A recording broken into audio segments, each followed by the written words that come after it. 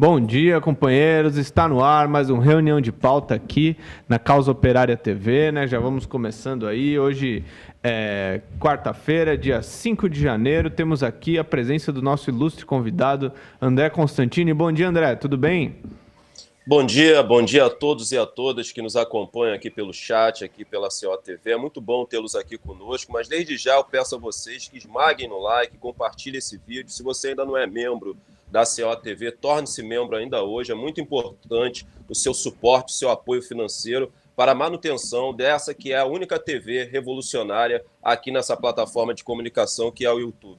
É isso aí. Estamos também com a presença do nosso companheiro Uriel, que hoje está aqui conosco no estúdio. Bom dia, Uriel. Tudo bem? Olá, bom dia para todo mundo que já está acompanhando a gente na Causa Operária TV, né? Reforçar o pedido aí do companheiro André, compartilhem, esmaguem no like e contribuam aí para a nossa TV independente e revolucionária, né? É um prazer estar aqui de volta no estúdio da Causa Operária TV, direto do Centro Cultural Benjamin Perret, e um bom dia também para o Márcio, né, Márcio? Bom dia a todos. Hoje é um dia muito legal, né?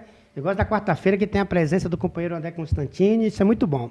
Isso, queria já agradecer aí a contribuição aqui, que a gente já recebeu um super sticker do perfil Revolução Popular do Brasil. Muito obrigado pela contribuição, camarada. Queria dizer o seguinte, ó. Os companheiros que estão nos acompanhando aqui, não se esqueçam de compartilhar o vídeo em todas as suas redes sociais, fazer como o companheiro André Constantini recomendou, esmagar o like aí, já clicar aqui no joinha aqui embaixo do vídeo do YouTube, né? E também, muito importante, é você fazer uma contribuição para a Causa Operária TV. Você pode fazer isso de várias formas. Uma delas é fazendo que nem o camarada aqui, Revolução Popular do Brasil, que mandou um super sticker para nós, né, com a carinha, né? Você pode mandar um super sticker que a gente já agradece. Outra é você mandar um super chat com alguma mensagem, alguma pergunta, algum comentário, algum tema que você queira sugerir para a gente discutir aqui, que a gente discute. Uma pergunta para o companheiro André Constantini, que está aqui no programa. Manda aí no superchat que ele responde, né? Ou para nós mesmos aqui da bancada. E também, mais importante de tudo, é você se tornar membro da Causa Operária TV. Se você ainda não é membro, né? Você é muito simples você se tornar membro, muito fácil. Você clica aqui embaixo no Seja Membro e escolhe um dos planos aqui de membro que a gente tem, que é uma contribuição mensal, é uma assinatura, né, da Causa Operária TV, que é a base aí para a gente poder funcionar, para a gente poder manter aí nosso canal e aumentar a nossa programação cada dia mais. Nós temos aí vários planos, temos o plano bronze, que é uma contribuição de R$ 7,99 por mês, que é o básico, né, é o fundamental aí, para você pode não ser um valor muito alto, mas para nós já é uma ajuda gigantesca. Temos o plano prata, que é R$ 19,99 por mês, né? Temos o plano ouro, que é uma contribuição de R$ 49,99 por mês. O plano platina, que é uma contribuição de R$ 99,99 por mês. E o plano rubi, que é a mais generosa de todas, que é a contribuição de R$ 199,99 por mês, né? O plano bronze você tem acesso a todos os planos, né? Você tem acesso a várias regalias, né? No plano bronze você vai receber a newsletter dos membros. No plano prata você tem acesso ao nosso grupo exclusivo no Telegram, que tem lá os membros do plano prata para cima, debatendo, conversando, discutindo e tudo mais. No plano ouro você tem as suas perguntas respondidas nos vlogs da COTV. Se você ainda não conhece os vlogs, acesse aí nosso canal, dê uma olhada, tem vlogs do Tição, vlog do Zona do Agrião, vlog da loja do PCO, enfim, tem vários vídeos muito interessantes. No plano platina, você tem reuniões mensais de discussão teórica com os militantes do PCO e o pessoal da COTV. E o plano rubi, você recebe aí um livro autografado e dedicado pelo companheiro Rui Costa Pimenta. Além disso, você tem convites para atividades especiais do partido. Então não perca tempo, torne-se membro da Causa Operária TV já e contribua para uma TV independente, uma TV operária, TV que defende aí a luta da classe trabalhadora, né? A TV que luta contra o imperialismo, contra a burguesia, contra o golpe de Estado e que se desenvolveu muito aí nesse último período, graças a você que contribui conosco. Então torne-se membro da Causa Operária TV e faça parte disso daí, certo? Bom, companheiros, bom dia aí. Vamos começar aí nosso debate aqui, né? A primeira notícia que eu gostaria de comentar é a seguinte: nós temos aí, no mundo inteiro, batemos aí o recorde mundial do número de casos de Covid, né, com 2,59 milhões de casos em apenas um dia. E isso daí é uma coisa que, no entanto, o número de mortes, segundo a notícia, está em queda, né, não é tanta quanto estava tendo antes, mas o fato é que as infecções ainda continuam num número muito alto. O país que teve mais infectados foi os próprios Estados Unidos, né?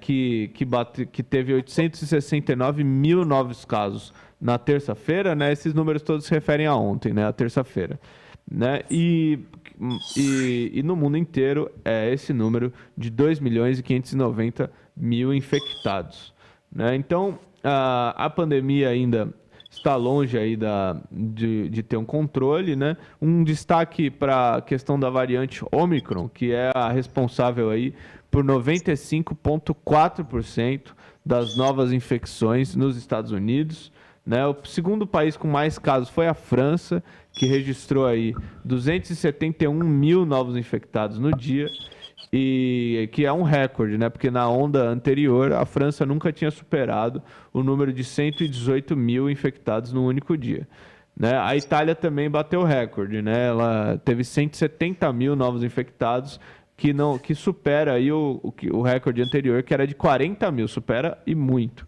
né? Então a gente tem aí essa situação. O Brasil não entra nessa conta, né? Cabe aí um questionamento, por que será que os números não estão tão altos no Brasil, né? Há muitas possibilidades, a gente não sabe se são verdadeiros os números no Brasil, a gente não tem um programa de testagem em massa aí do governo. Se você quiser fazer o teste, você tem que gastar R$ 200 aí, é um negócio, ou então é um teste super fajuto, né? E aí a situação tá aí, né? A gente tem inclusive um surto de gripe no Brasil, né? Então, no entanto, estou vendo aqui, apesar do Brasil não ter batido o recorde no número de novos infectados, ele está entre os 10 países com maior número de mortes nessa última terça-feira, com 180 mortes em apenas um dia, né? Então a situação continua, né? Está longe de estar controlada. E sobre o Covid é isso daí. Queria passar para o companheiro Márcio, para ele comentar a questão de que nós já estamos aí sem antigripais nas farmácias, né? Uma continuação desse tema aqui do Covid, questão da gripe, né? Na verdade, agora nesse começo de ano, né, as notícias mostram que está tendo uma procura gigante por remédios para gripe, coriza e febre, né? São remédios que as pessoas podem ir nas farmácias e comprar sem a receita, né? Então, e várias farmácias já estão chegando, o pessoal está chegando e não encontra os remédios, né? Só que a própria Associação Nacional de Farmácias falam que não tem risco de ter desabastecimento, né? Mas, mesmo assim, mostra como é que está a crise aí, mas a procura cresceu mais de 150% nesse início de ano, comparado com o ano passado, né? A vantagem aí para o setor farmacêutico, né? Essa máfia aí que lucra a custa Estão festejando, né? Festejando, porque enquanto o povo está aí... Gripado, tá todo mundo gripado. Ninguém nem sabe o que é, se é vírus, se é Covid, se é Omicron, se é mutante. Mas que tá precisando de gripal, tá. Tá. Pessoal, então, assim, as vendas cresceram bastante, né? E o setor farmacêutico está comemorando as custas da doença do povo aí. Não, uma coisa interessante. Enquanto nas farmácias que você vai lá e compra, você não consegue achar, agora imagina só. Nós temos vários relatos aqui que o pessoal vai no posto de saúde e recebe uma receita lá para pegar o remédio no próprio hospital lá, na farmácia grátis, né? Chega lá, não tem também, né? Aí o pessoal tem que ir lá, tem que ir comprar nessas farmácias aí pagas. É isso aí, eu não sei se o André, você viu a situação, teve um surto de gripe aí no Rio de Janeiro também, né? E mesmo a situação do Covid tá complicada, né? Eu acho que o governo Bolsonaro, desde o início da pandemia, ele vem subnotificando, né, os dados. Esses dados são subnotificados.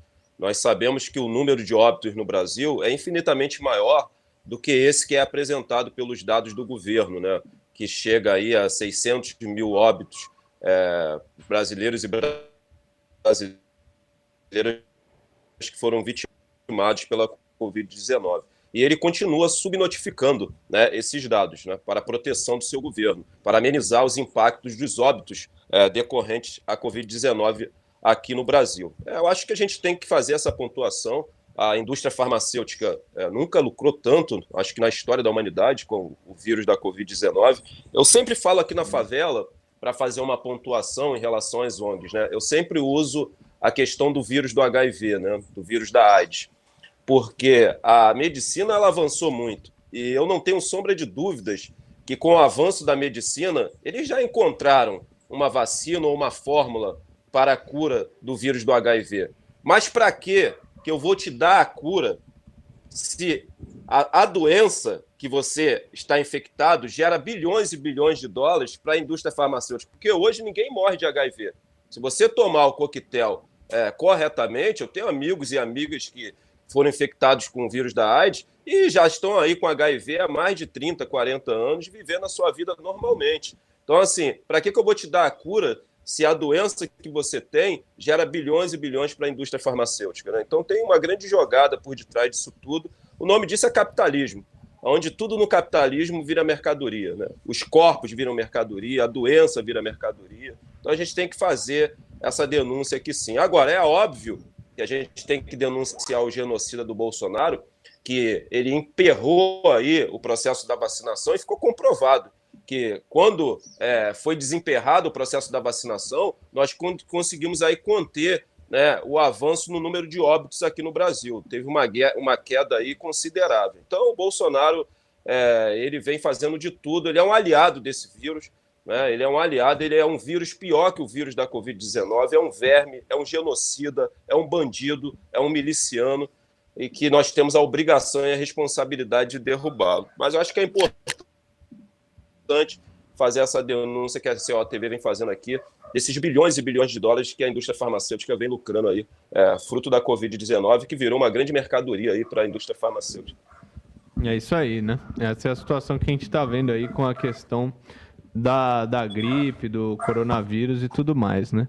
Queria passar para o companheiro Uriel para comentar o seguinte, né? Saiu na Folha de São Paulo uma coluna do Guido Mantega, né? A Folha, ela tá com um programa de pedir para todos os pré-candidatos à presidência falarem sobre o seu programa econômico na Folha de São Paulo, né? Só por isso também que eles estão dando destaque aí para a questão. E o Guido Mantega, ele fez uma coluna falando sobre a economia proposta aí por um possível governo Lula, né? E aí a Glaze fez um comentário, né, Uriel? A Glaze já respondeu com o tweet, né? Primeiro elogiando a coluna do companheiro, mas dando tchau teto de gastos, totalmente desmoralizado por Jair Bolsonaro, né? A Glaze, representando a ala mais combativa do Partido dos Trabalhadores, mostrou aí com clareza como deve ser o programa do presidente Lula, né? E como a gente deve combater aí o golpe, não só tirando os golpistas, mas acabando com todas as medidas arbitrárias e criminosas que eles impuseram ao nosso país, né? Uma delas, claro, né? Uma bem conhecida aí que já está ferrando com a população desde o impeachment da Dilma, né? Desde o golpe de 2016, é o famigerado teto de gastos do Michel Temer, né, companheiros? Você não pode gastar com saúde, não pode gastar com educação, não pode dar um centavo para a população, porque senão você vai furar um teto de gastos com um valor arbitrário aí, escolhido pelo Temer e seus companheiros golpistas, né? Pelos empresários e pelos banqueiros. Então a Glaze colocou aí com muita clareza o que faz parte do programa da candidatura do Lula, né, que é uma candidatura da esquerda. A gente vê que vários setores da esquerda, inclusive, não atacam o teto de gastos, não denunciam essa medida golpista, mas finalmente é toda a desculpa que eles usam para não dar nada para a população, né? Ai, meu Deus, o teto de gastos, vai furar o teto de gastos e agora vai destruir a economia e tudo mais. Mas a Glaze colocou num tom com clareza, né? E demonstra uma importância aí na esquerda do PT, deles levantarem a cabeça mesmo, porque tem que combater o teto de gastos, tem que dar auxílio para a população, tem que gerar emprego e tudo mais, e como ela colocou, né, a política fiscal deve servir aos interesses do povo, e não da burguesia. Isso é uma questão fundamental também. E além disso, né, já puxando pro próximo tema, a gente vê o comentário da esquerda combativa do PT. Mas e os abutres? O que os abutres estão falando do teto de gastos, vamos da colocar política aí econômica, né? o print do Ciro Gomes, né? Opa, que maravilha. Nosso querido abutre Ciro Gomes, né? Um dos mais clássicos aí. Vocês permitem que eu leia, companheiro? Só que pegou do meio, tem um print, é isso, esse é anterior. Isso, né? esse aí. A síntese do pensamento econômico do lulismo. Pobre e cinicamente produzida por Guido Mantega, hoje na Folha, é uma das peças mais hipócritas e ambíguas já vista. É uma mistura de carta aos brasileiros, envergonhada e nacional desenvolvimentismo de Araque. Olha que chique. Aí tem mais. Tem mais, pode seguir. Se o Brasil depender destes senhores para sair do atoleiro, vamos afundar de vez. A questão central, mudança do modelo de econômico. Vira uma pergunta minúscula e covarde.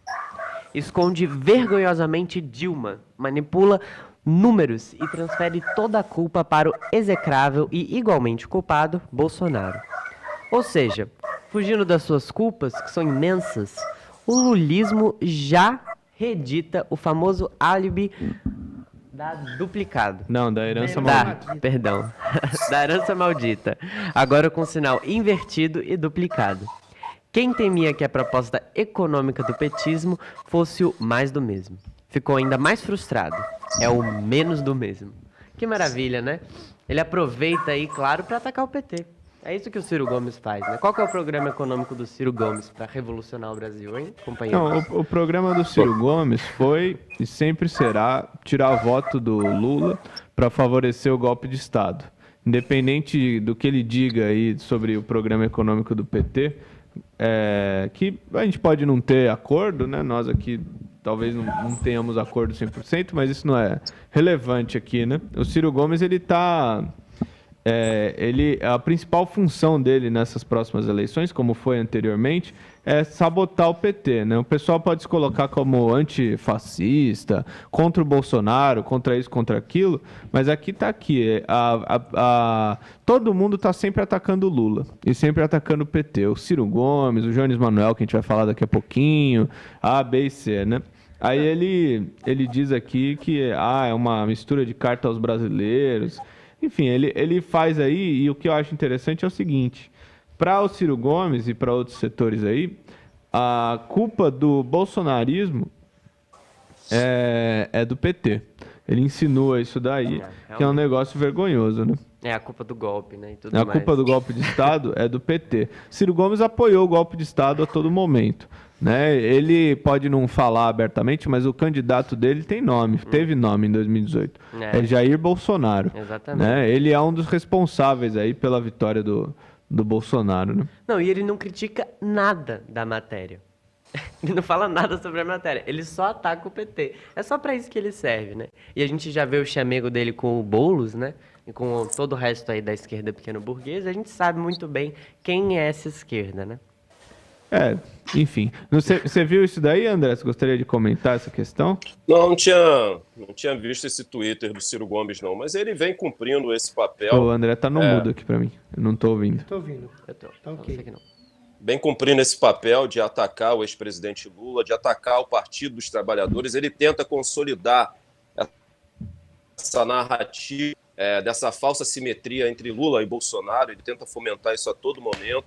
E o resto, né, o restante da esquerda pequeno-burguesa, também vem fomentando, né, essa narrativa e tentando consolidá-la, né, essa simetria, né, eles tentam consolidar essa simetria entre Lula e Bolsonaro, falando que o bolsonarismo é fruto do lulopetismo, né? Então, assim, é um canalha, né, o Ciro Gomes é um verdadeiro canalha, né, é um cara que está aí a serviço do imperialismo, né? O golpe de Estado que aconteceu aqui no Brasil foi culpa do imperialismo e de pessoas como você, Ciro, que apoiou o golpe de Estado que aconteceu em 2016, que foi arquitetado e idealizado pelo imperialismo americano para colocar as suas garras imundas nas nossas riquezas em recursos naturais. Especificamente, eu estou falando aqui do pré-sal, hoje, onde 75% do pré-sal encontram-se nas mãos de petroleiras estrangeiras. Foi para isso que os Estados Unidos, né, o imperialismo, arquitetou e idealizou o golpe de Estado que aconteceu em 2016, que foi apoiado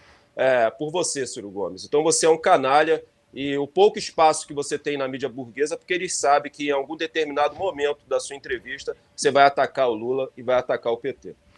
É isso aí, né? E ele veio aqui e foi no Rio de Janeiro também aparecer na manifestação como anti-Bolsonaro, pelo fora Bolsonaro, mas é tudo uma grande farsa, né? Tomou uma lapada também, né? É. Nas duas. Vamos para o Momento Pig? Temos a vinheta aí, produção?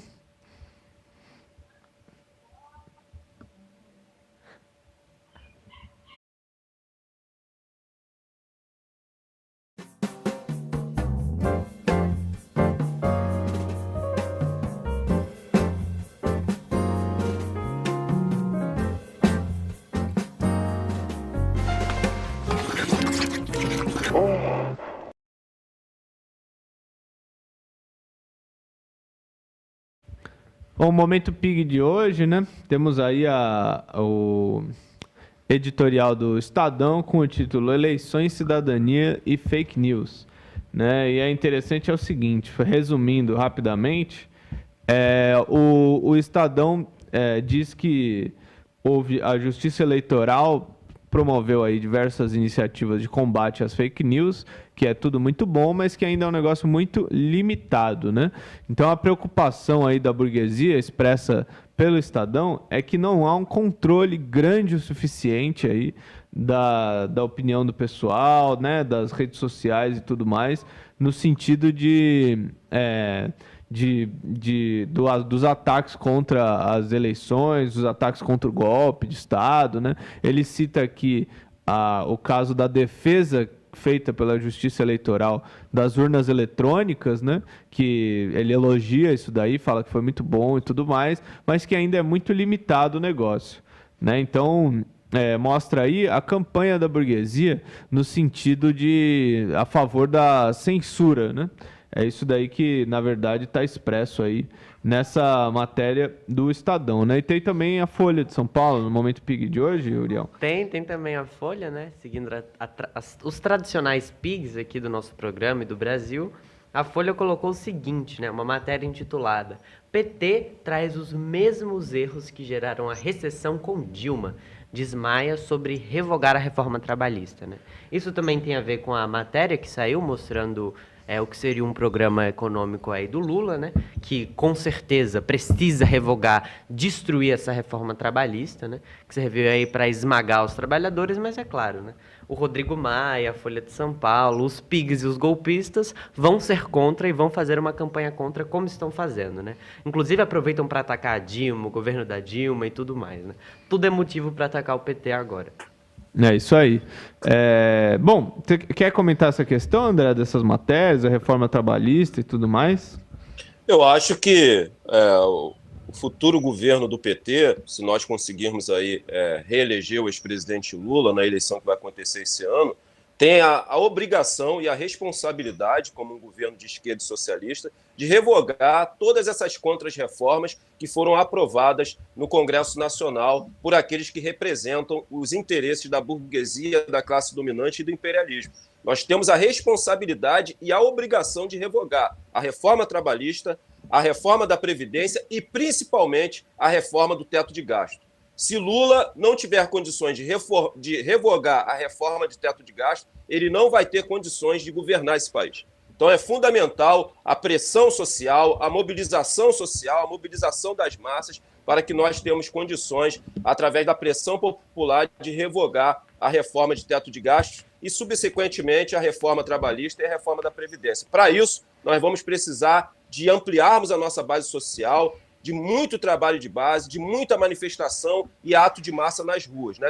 Nós já temos que construir uma agenda de luta assim que vencermos a eleição em 22 e não sairmos mais das ruas para que Lula tenha condições de ter governabilidade. Eu me recordo, para passar para você, Chico, que quando nós vencemos a eleição em 2002, Lula ele fez o discurso ali, né, para o público que viajou até a Brasília, para os brasilienses, e ele disse no final do discurso o seguinte: olha, agora vocês retornem para a casa de vocês, porque eu vou governar para vocês. Lula, o discurso tem que mudar agora em 2022. O discurso agora é esse.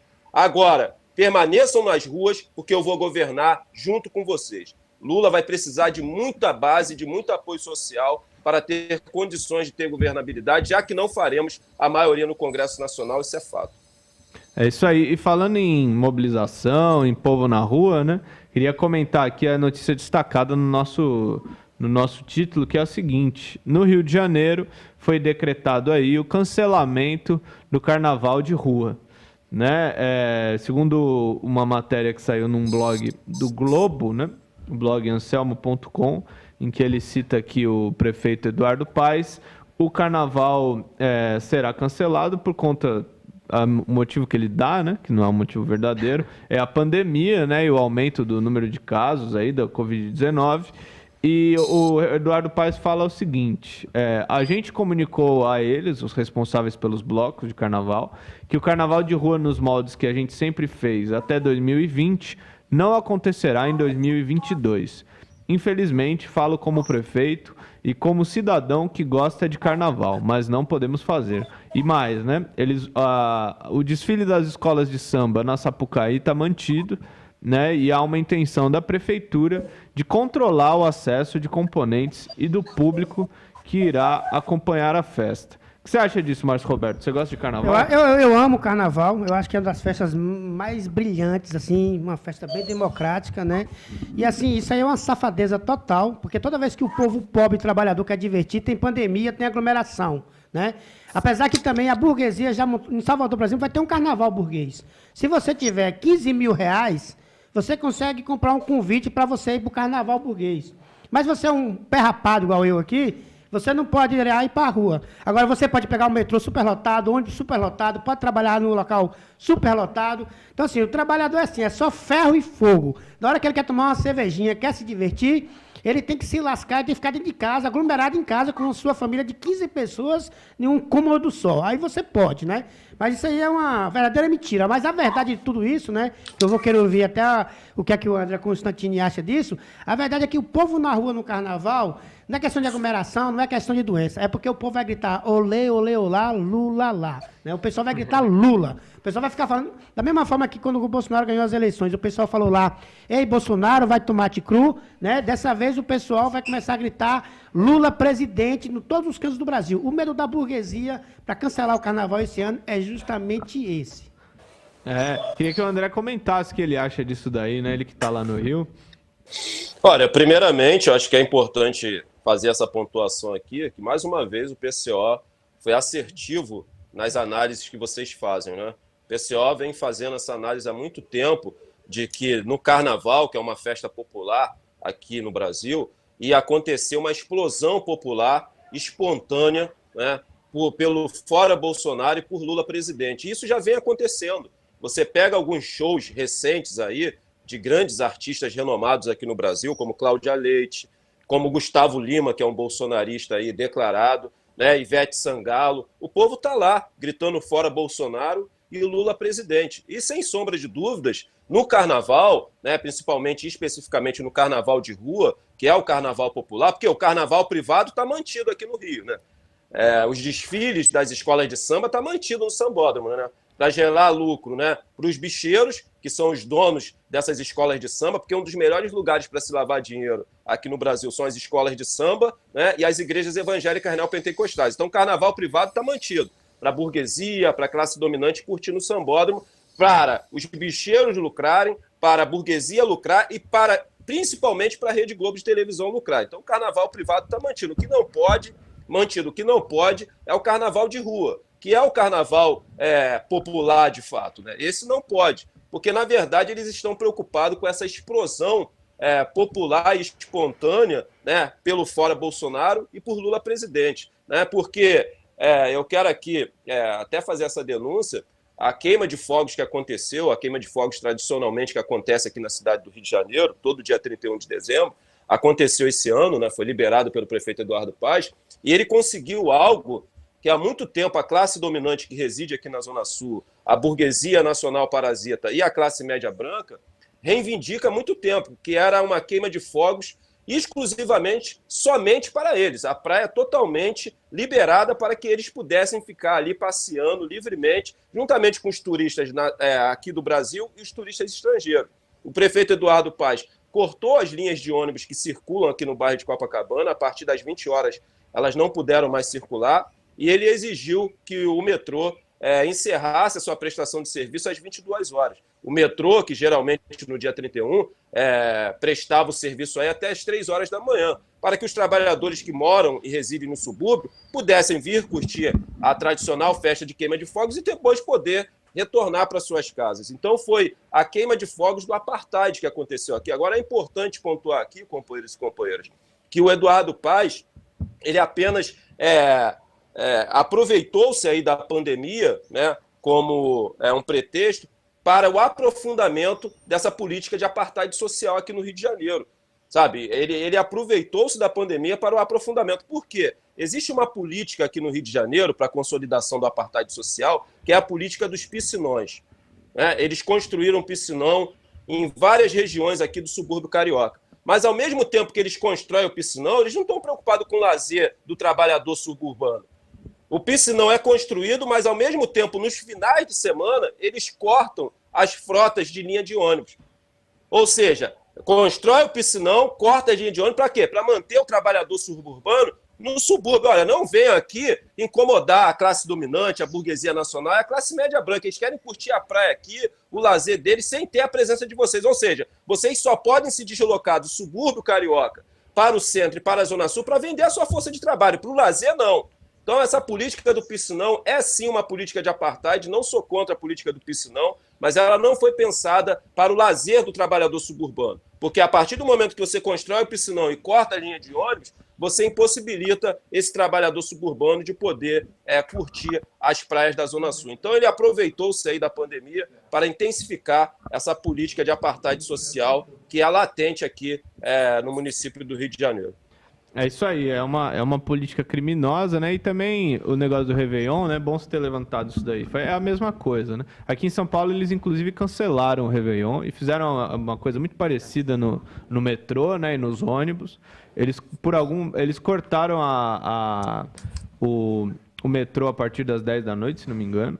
O pessoal, não sei se foi a partir das 10 da noite, mas encerrou mais cedo o metrô, que normalmente também ficaria aberto até mais tarde, né, no Réveillon, e fizeram uma coisa...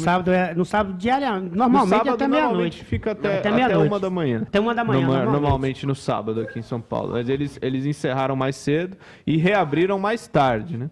Reabriram a partir das 5 da manhã, um negócio que geralmente reabre às 4.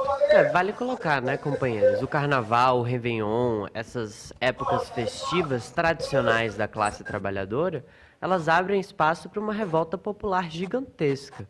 Justamente porque não é um festival aí da burguesia, exclusivo da burguesia, como eles estão se esforçando para tornar, né? De fato, é uma festa da classe trabalhadora. E o Carnaval é a mais tradicional festividade cultural do povo brasileiro. Historicamente, ele tem não só uma história de luta, né? Mas uma história de repressão gigantesca. E eles estão utilizando a pandemia, né? Conscientes de que o Carnaval vai ser uma revolta para acabar com essa festa, né? A pergunta que fica assim, o pessoal vai ficar em casa? Vai se conter mesmo? Enquanto isso, né, Uriel, o trabalhador brasileiro está pegando aí um trem lotado, um ônibus lotado e um ônibus lotado, né? Que tornou-se um dos principais vetores de contágio da Covid-19. São os trens, os metrôs e os ônibus. Para ele poder vender a sua força de trabalho, hoje no Brasil, análogo à escravidão, depois da reforma trabalhista, que retirou mais de 100 direitos trabalhistas, conquistada a dura pena por essa ferramenta que a classe trabalhadora construiu no Brasil e no mundo, que foram os sindicatos. Então, assim, para vender a força de trabalho, para gerar lucro para o patronal brasileiro, aí pode, né? Agora, para o lazer não pode, né? Essa é a realidade que nós estamos vivendo no Brasil nesse momento. Precisamos combater com unhas e dentes isso aí, sabe? Com coragem, como o PCO vem fazendo aqui. Bom, é isso aí, né? Antes de encerrar, eu queria agradecer aqui o superchat da companheira Adonise Meirelles. Muito obrigado pela contribuição, companheira.